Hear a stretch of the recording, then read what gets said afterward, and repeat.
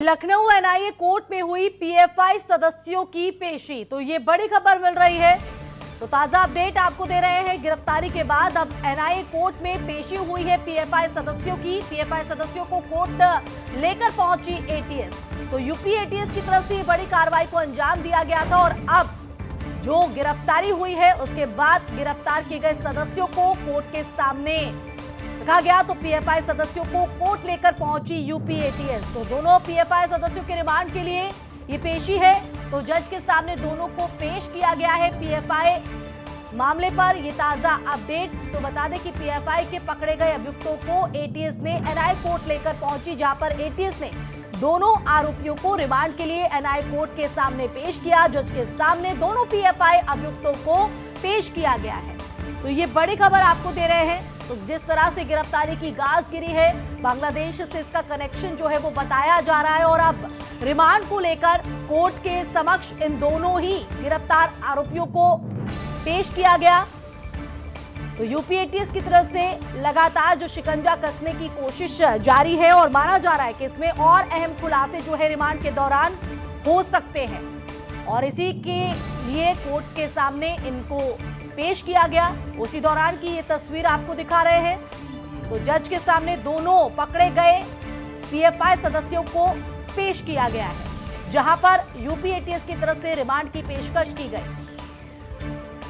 संवाददाता संदीप खेर हमारे साथ। इस तरह से पूरे मामले पर कार्रवाई यूपी एटीएस की तरफ से की गई। अब दोनों गिरफ्तार पीएफआई के सदस्य कोर्ट के सामने हुए पेश। बिल्कुल आशिमा, देखिए आपको बता दें, जिस तरह से कह सकते हैं कि कल इनको गिरफ्तार होने के बाद तमाम तरह के जो कह सकते हैं कि जो इनकी योजनाएं थी उसको लेकर खुलासे भी किए गए थे, जिसमें कई बड़े राजनेताओं के सामने नाम भी सामने आए थे कि किस तरीके से ये लोग एक घटना को अंजाम देने वाले थे।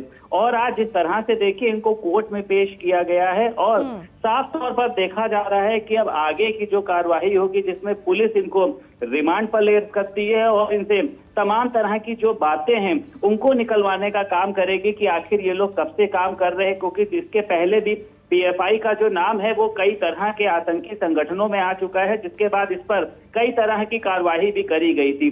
लेकिन जिस तरह से इन सदस्यों को, जिन अभियुक्तों को पकड़ा गया है और एटीएस ने इनको आज एनआईए कोर्ट लेकर पहुंची है, अब इनको आपको बता दें वहां से रिमांड पर लेने के बाद आगे की जो इनकी कह सकते हैं कि जो भी इनकी योजनाएं थी या बात करी जाए कि ये जो पेशी है वो इसलिए भी काफी अहम है कि रिमांड की पेशकश जो है वो यहाँ पर रखी जा सकते हैं यूपी एटीएस की तरफ से। तो कितने दिन के रिमांड की यहाँ पर पेशकश कर सकती है, क्योंकि इस गिरफ्तारी के बाद एक बड़े खुलासे की उम्मीद जता रही है यूपी एटीएस।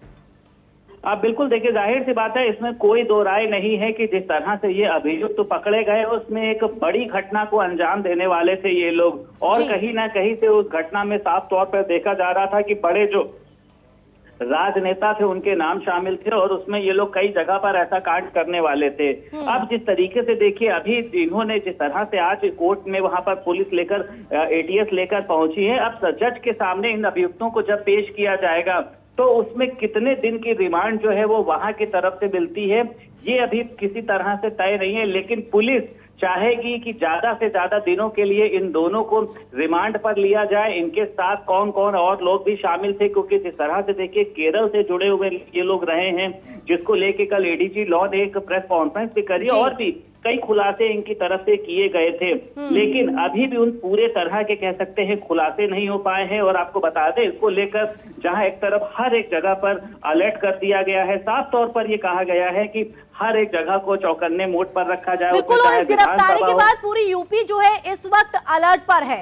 जाहिर तौर पर प्रशासनिक अधिकारी पूरी तरह से सख्त नजर आ रहे हैं। अब इस पेशी को जिस तरह से देखा जाए, क्योंकि खुलासों की बात हम कर रहे हैं, तो ये भी खुलासा हुआ है कि कनेक्शन जो है बांग्लादेश तक है। तो क्या इसको भी आधार बना सकते हैं रिमांड को लेकर पुलिस? बिल्कुल देखिए, बिल्कुल देखिए, जाहिर सी बात है कि जिस तरीके से इन लोगों का जो बांग्लादेशी कनेक्शन मिला है वहां को लेकर भी कह सकते हैं जो इनकी सीडीआर है उसको खंगालने की कोशिश करी जा रही है। और साफ तौर पर देखिए लखनऊ में जो इनकी साजिश थी वो लखनऊ को दहलाने की थी। कई जगह कह सकते हैं बम कांड की थी, क्योंकि इनके पास से देखिए 16 आईईडी भी बरामद करी गई थी।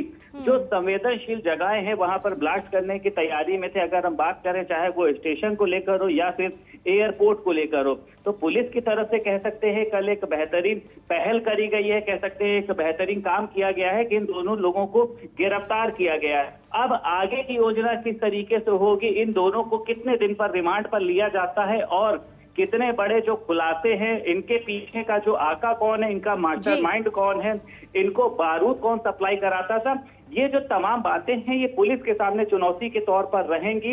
अब ये देखने वाली बात होगी कि इनको कितने दिन के लिए रिमांड पर लिया जाता है। शुमा, शुक्रिया संदीप, जुड़ने के लिए, जानकारी देने के लिए।